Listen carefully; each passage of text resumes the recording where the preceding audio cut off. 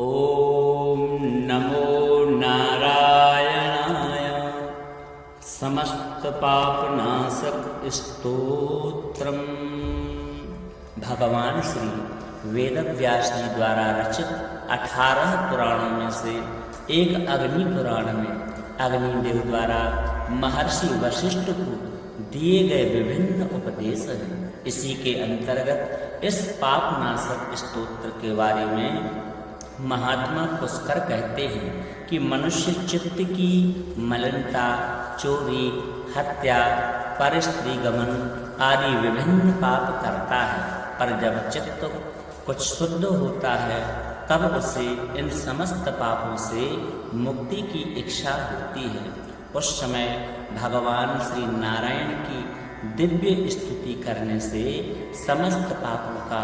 प्रायश्चित्त पूर्ण होता है। इसीलिए इस दिव्य स्तोत्र का नाम समस्त पापनाशक स्तोत्र है। आइए भगवान श्री हरि नारायण की कृपा प्राप्त करने के लिए इस पावन स्तोत्र को श्रवण करते हैं। पुष्करो वाचः विष्णवे विष्णवे नित्यं विष्णवे विष्णवे नमः। नमामि विष्णुं चित्तस्थं महंकारगतिं हरिं। चित्तस्थमीशमव्यक्तम् अनन्तमपराजितं विष्णुमीड्यं शेषेण अनादिनिधनं विभुम्।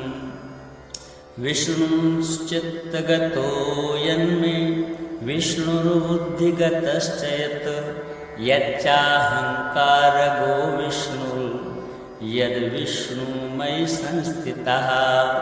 करोति कर्म भूतोऽसौ स्थावरस्य चरस्य च तत्पापं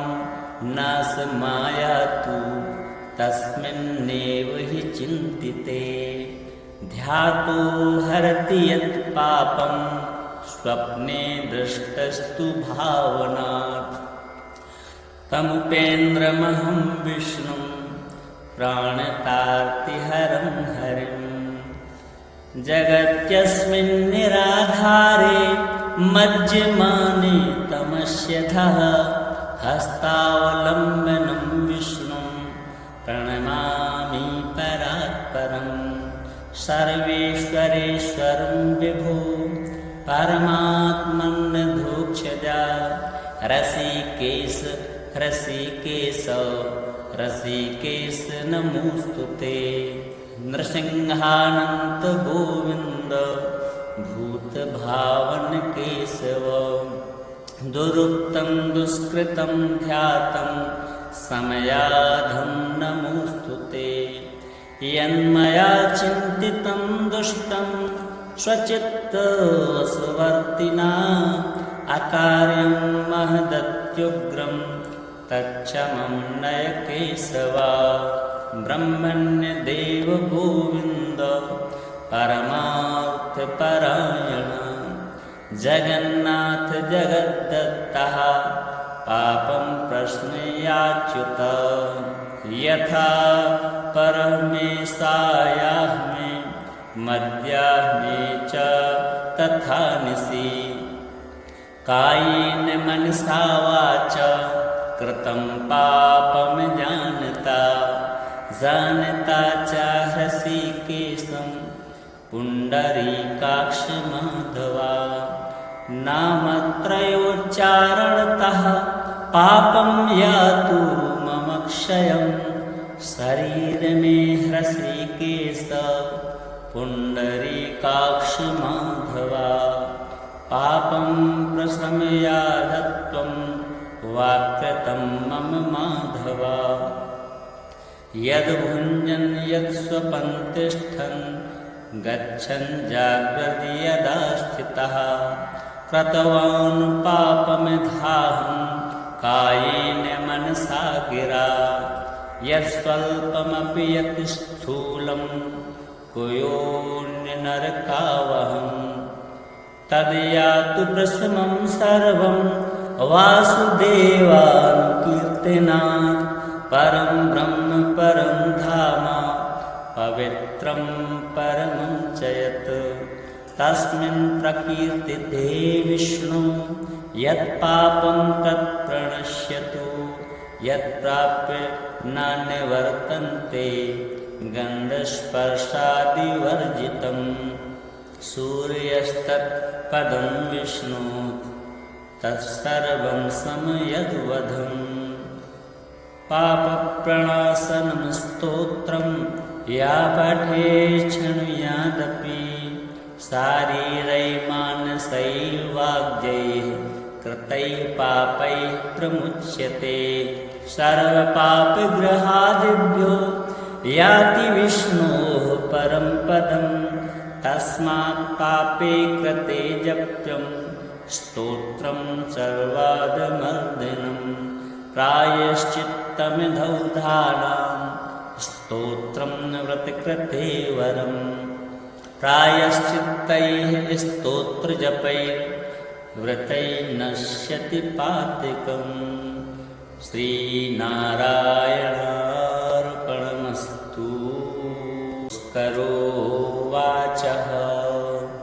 विष्णवे विष्णवे नित्यं विष्णवे विष्णवे नमः नमामि विष्णुं चित्तस्थं महङ्कारगतिं हरिं चित्तस्थमीशमव्यक्तम् अनन्तमपराजितं विष्णुमीड्यं शेषेण अनादिनिधनं विभुं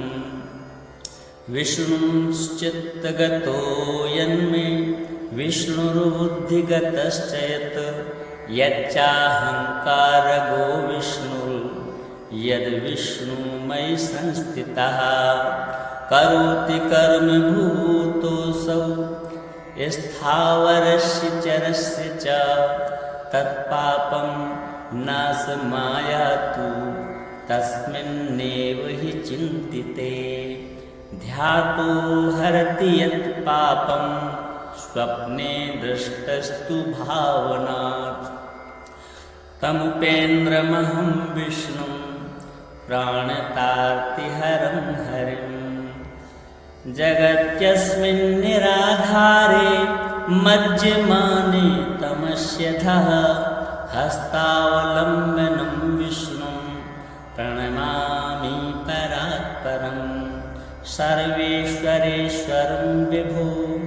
परमात्मन्नधोक्षजा रसिकेश रसिकेश रसिकेश नमोऽस्तु ते नृसिंहानन्त गोविन्द भूतभावन केशव दुरुक्तं दुष्कृतं ध्यातं समयाधं नमोऽस्तु ते यन्मया चिन्तितं दुष्टं स्वचित्तवशवर्तिना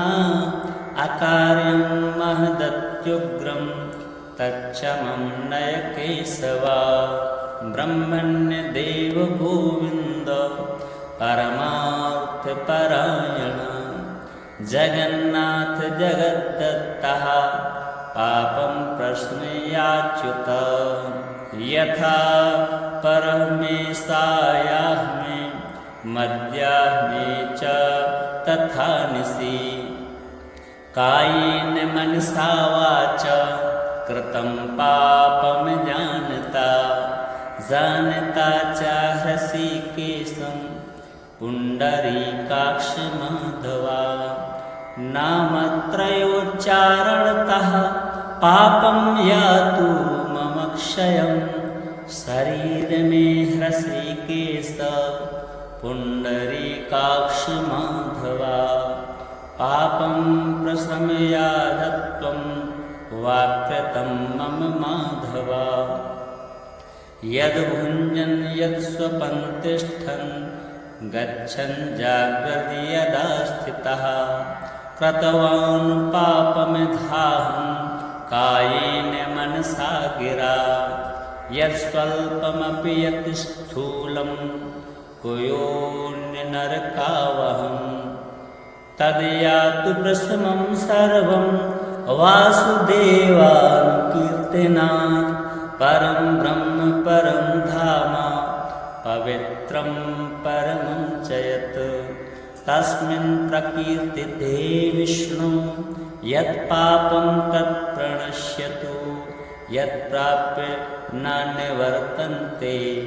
गन्धस्पर्शादिवर्जितं सूर्यस्तत्पदं विष्णु तत्सर्वं समयद्वधम् पापप्रणाशनं स्तोत्रं या पठे शृणुयादपि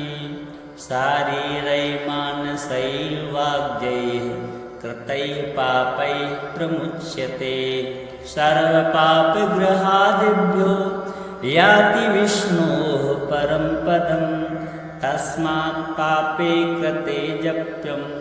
स्तोत्रं सर्वादमर्दिनं प्रायश्चित्तमिधौधानां स्तोत्रं व्रतकृते वरम् प्रायश्चित्तैः स्तोत्रजपैर्व्रतैर्नश्यति पातिकम् श्रीनारायणार्पणमस्तु। करोवाचः विष्णवे विष्णवे नित्यं विष्णवे विष्णवे नमः नमामि विष्णुं चित्तस्थं महङ्कारगतिं हरिं चित्तस्थमीशमव्यक्तम् अनन्तमपराजितं विष्णुमीड्यं शेषेण अनादिनिधनं विभुम् विष्णुश्चित्तगतो यन्मे विष्णुर्बुद्धिगतश्च यत् यच्चाहङ्कारगो यद्विष्णुमयि संस्थितः करोति कर्म भूतोऽसौ स्थावरस्य चरस्य च तत्पापं नाशमायातु तस्मिन्नेव हि चिन्तिते ध्यातो हरति यत् पापं स्वप्ने दृष्टस्तु भावनात् तमुपेन्द्रमहं विष्णुं प्राणतार्तिहरं हरिं जगत्यस्मिन् निराधारे मज्जमाने तमस्यधः हस्तावलम्बनं विष्णुं प्रणमामि परात्परम् सर्वेश्वरेश्वरं विभो परमात्मन्नधोक्षजा ऋषिकेश ऋषिकेश ऋषिकेश नमोऽस्तु ते नृसिंहानन्त गोविन्द भूतभावन केशव दुरुक्तं दुष्कृतं ध्यातं समयाधं नमोऽस्तु ते यन्मया चिन्तितं दुष्टं स्वचित्तवशवर्तिना अकार्यं महदत्युग्रं तच्छमं नय केशवा ब्रह्मण्यदेव गोविन्द परमार्थपरायण जगन्नाथ जगद्दत्तः पापं प्रश्नयाच्युत यथा परमेशायाह्मे मध्याह्ने च तथा निशि कायेन मनसा वाचा कृतं पापं जानता च ऋषिकेशं पुण्डरीकाक्षमाधवा नामत्रयोच्चारणतः पापं यातु मम क्षयं शरीर में ऋषिकेश पुण्डरीकाक्षमाधवा पापं प्रशमयाधत्वं वाक्यतं मम माधवा यद्भुञ्जन् यत्स्वपन् तिष्ठन् गच्छन् जाग्रति यदा स्थितः कृतवान् पापमिधाहं कायेन मनसा गिरा यत्स्वल्पमपि यत् स्थूलं कुयोऽन्यनरकावहं तद्यातु प्रशमं सर्वं वासुदेवानुकीर्तनात् परं ब्रह्म परं धाम पवित्रं परमं च यत् तस्मिन् प्रकीर्तिते विष्णु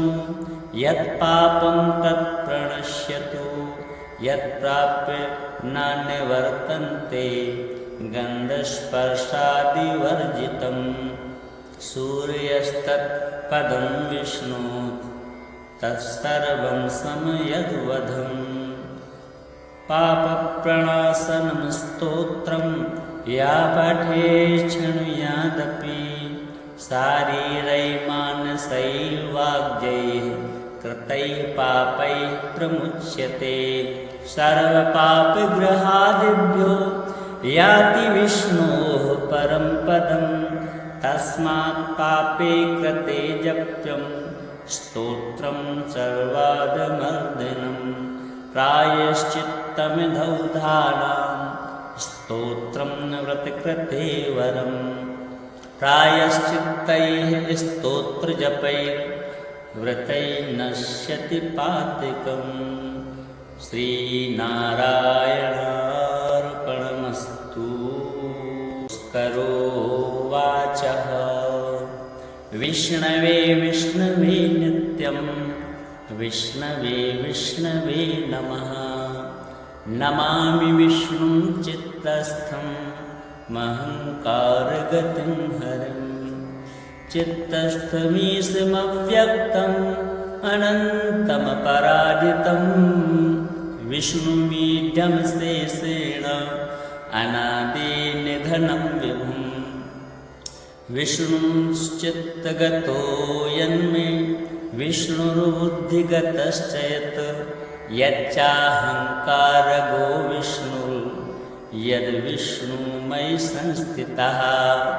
करोति कर्म भूतोऽसौ स्थावरस्य चरस्य च तत्पापं नाशमायातु तस्मिन्नेव हि चिन्तिते ध्यातो हरति यत् पापं स्वप्ने दृष्टस्तु भावनात् तमुपेन्द्रमहं विष्णुं प्राणतार्तिहरं हरिं जगत्यस्मिन् निराधारे मज्जमाने तमस्यधः हस्तावलम्बनं विष्णुं प्रणमामि परात्परं सर्वेश्वरेश्वरं विभो परमात्मन्नधोक्षजा रसिकेश रसिकेश रसिकेश नमोऽस्तु ते नृसिंहानन्त गोविन्द भूतभावन केशव दुरुक्तं दुष्कृतं ध्यातं समयाधं नमोऽस्तु ते यन्मया चिन्तितं दुष्टं स्वचित्तवशवर्तिना अकार्यं महदत्युग्रं तच्छमं नय केशव ब्रह्मण्यदेव गोविन्द परमार्थपरायण जगन्नाथ जगद्दत्तः पापं प्रश्नयाच्युत यथा परमेशायाह्मे मद्याह्मे च तथा निशि कायेन मनसा वाचा कृतं पापं जानता च हृषीकेशं पुण्डरीकाक्ष माधवा नामत्रयोच्चारणतः पापं यातु मम क्षयं शरीर में हृषीकेश पुण्डरीकाक्ष माधवा पापं प्रशमयाधत्वं वाक्यतं मम माधवा यद्भुञ्जन् यत्स्वपन् तिष्ठन् गच्छन् जाग्रति यदा स्थितः कृतवान् पापमिधाहं कायेन मनसा गिरा यत्स्वल्पमपि यत् स्थूलं कुयोऽन्यनरकावहं तद्यातु प्रशमं सर्वं वासुदेवानुकीर्तनात् परं ब्रह्म परं धाम पवित्रं परमं च यत् तस्मिन् प्रकीर्तिते विष्णु यत्पापं तत् प्रणश्यतु यत्प्राप्य न निवर्तन्ते गन्धस्पर्शादिवर्जितं सूर्यस्तत्पदं विष्णु तत्सर्वं समयद्वधम् पापप्रणाशनं स्तोत्रं या पठे शृणुयादपि शारीरैर्मानसैर्वाग्यैः कृतैः पापैः प्रमुच्यते सर्वपापग्रहादिभ्यो याति विष्णोः परं पदं तस्मात् पापे कृते जप्यं स्तोत्रं सर्वादमर्दनं प्रायश्चित्तमिधौधानां स्तोत्रं व्रतकृते वरं प्रायश्चित्तैः स्तोत्रजपैर्व्रतैर्नश्यति पातिकम् श्रीनारायणार्पणमस्तु। करोवाचः विष्णवे विष्णवे नित्यं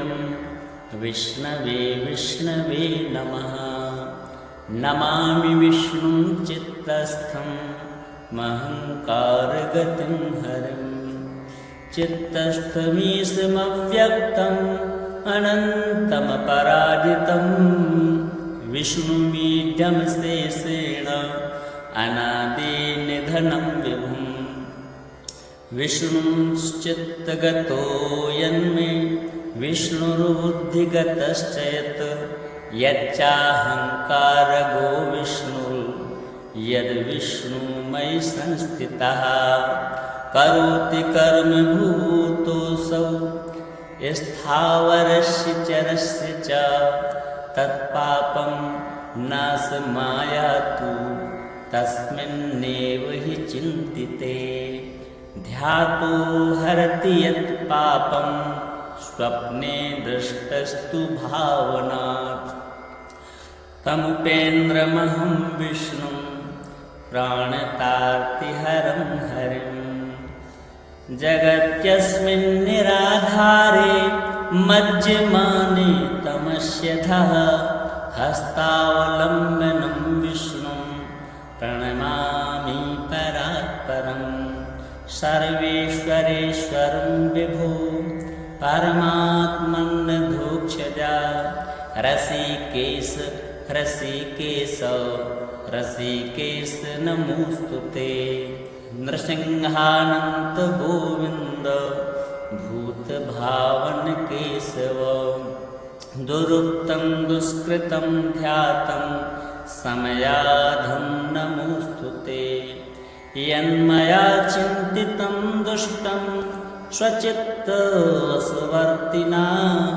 अकार्यं महदत्युग्रं तच्छमं नय केशवा ब्रह्मण्यदेव गोविन्द परमार्थपरायण जगन्नाथ जगद्दत्तः पापं प्रश्नयाच्युत यथा परमेशायाह्मे मद्याह्मे च तथा निशि कायेन मनसा वाचा कृतं पापं जानता च हृषीकेशं पुण्डरीकाक्षमाधवा नामत्रयोच्चारणतः पापं यातु मम क्षयं शरीरमे हृषीकेश पुण्डरीकाक्षमाधवा पापं प्रशमयाधत्वं वाक्यतं मम माधवा यद्भुञ्जन् यत्स्वपन् तिष्ठन् गच्छन् जाग्रति यदा स्थितः कृतवान् पापमिधाहं कायेन मनसा गिरा यत्स्वल्पमपि यत् स्थूलं कुयोन्यनरकावहं तद्यातु प्रशमं सर्वं वासुदेवानुकीर्तनात् परं ब्रह्म परं धाम पवित्रं परमं च यत् तस्मिन् प्रकीर्तिते विष्णु यत्पापं तत् प्रणश्यतु यत्प्राप्य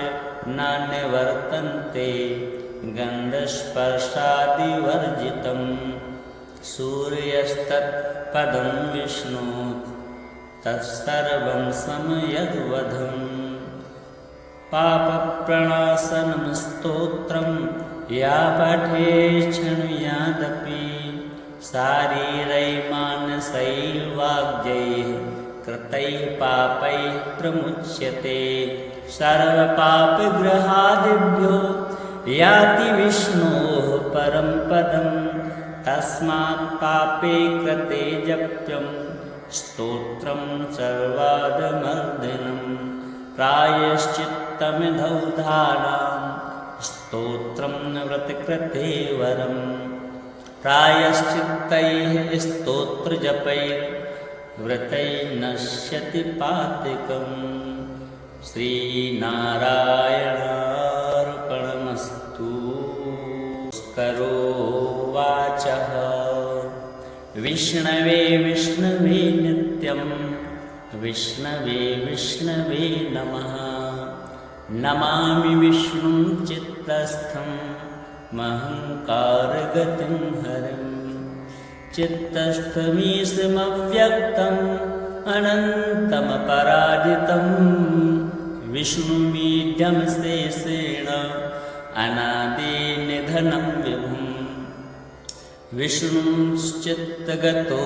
यन्मे विष्णुर्बुद्धिगतश्च यत् यच्चाहङ्कारगो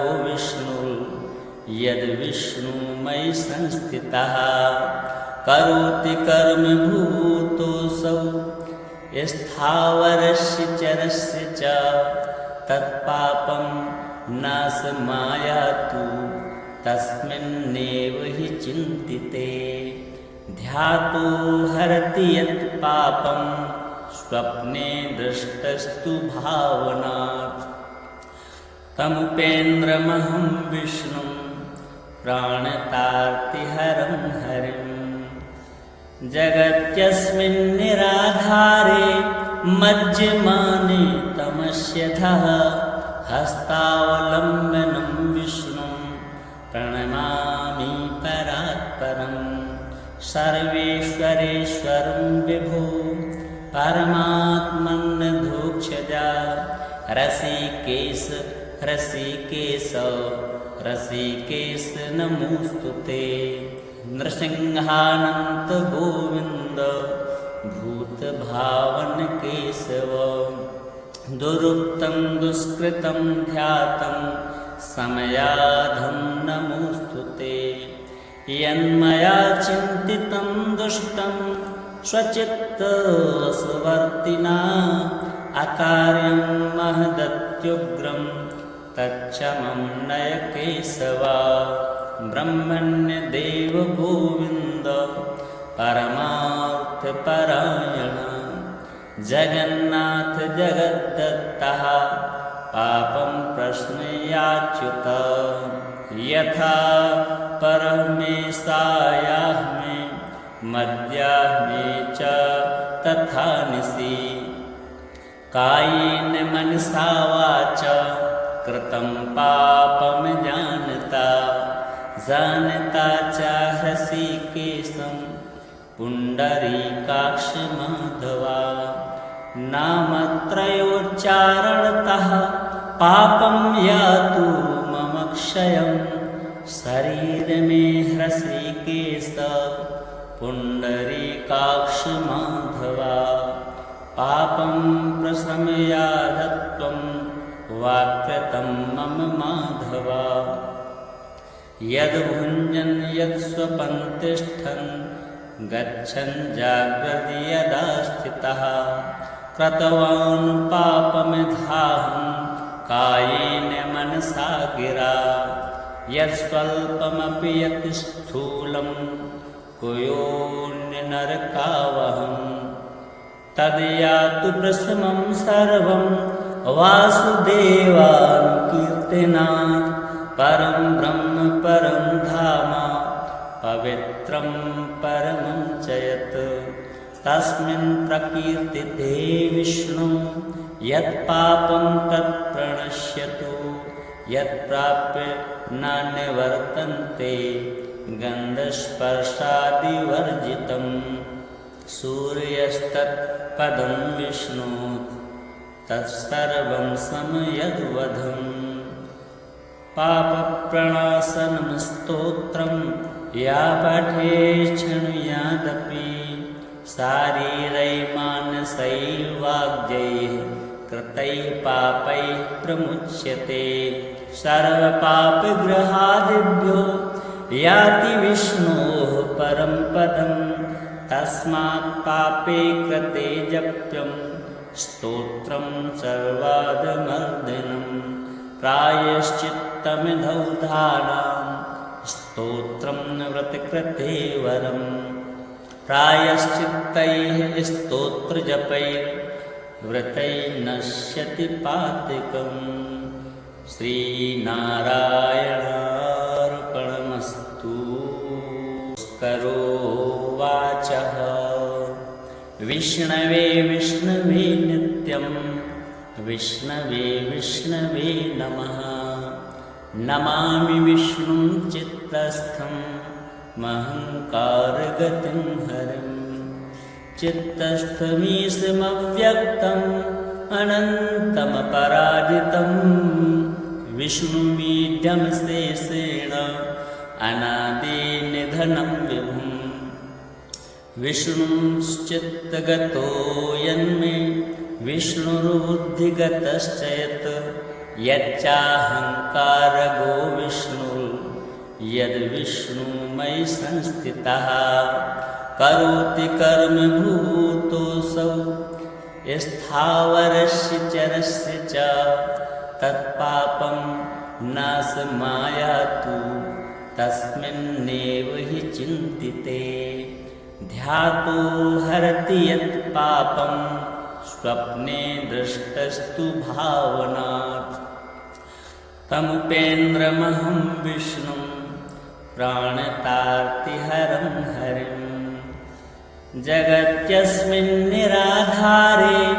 मज्जमाने तमस्यधः हस्तावलम्बनं विष्णुं प्रणमामि परात्परं सर्वेश्वरेश्वरं विभो परमात्मन्नधोक्षजा रसिकेश रसिकेश रसिकेश नमोऽस्तु ते नृसिंहानन्त गोविन्द भूतभावन केशव दुरुक्तं दुष्कृतं ध्यातं समयाधं नमोऽस्तु ते यन्मया चिन्तितं दुष्टं स्वचित्तवशवर्तिना अकार्यं महदत्युग्रं तच्छमं नय केशवा ब्रह्मण्यदेव गोविन्द परमार्थपरायण जगन्नाथ जगद्दत्तः पापं प्रश्नयाच्युत यथा परमेशायाः मे मद्याः मे च तथा निशि कायेन मनसा वाचा कृतं पापं जानता च हृषीकेशं पुण्डरीकाक्ष माधवा नामत्रयोच्चारणतः पापं यातु मम क्षयं शरीर मे हृषीकेश पुण्डरीकाक्ष माधवा पापं प्रशमयाधत्वं वाक्यतं मम माधवा यद्भुञ्जन् यत्स्वपन् तिष्ठन् गच्छन् जाग्रति यदा स्थितः कृतवान् पापमिधाहं कायेन मनसा गिरा यत्स्वल्पमपि यत् स्थूलं कुयोऽन्यनरकावहं तद्यातु प्रशमं सर्वं वासुदेवानुकीर्तनात् परं ब्रह्म परं धाम पवित्रं परमं च यत् तस्मिन् प्रकीर्तिते विष्णु यत्पापं तत् प्रणश्यतु यत्प्राप्य न निवर्तन्ते गन्धस्पर्शादिवर्जितं सूर्यस्तत्पदं विष्णु तत्सर्वं समयद्वधं पापप्रणाशनं स्तोत्रं या पठे शृणुयादपि शारीरैर्मानसैर्वाग्यैः कृतैः पापैः प्रमुच्यते सर्वपापग्रहादिभ्यो याति विष्णोः परं पदं तस्मात् पापे कृते जप्यं स्तोत्रं सर्वादमर्दिनं प्रायश्चित्तमिधौधानां स्तोत्रं व्रतकृते वरं प्रायश्चित्तैः स्तोत्रजपैर्व्रतैर्नश्यति पातिकम् श्रीनारायण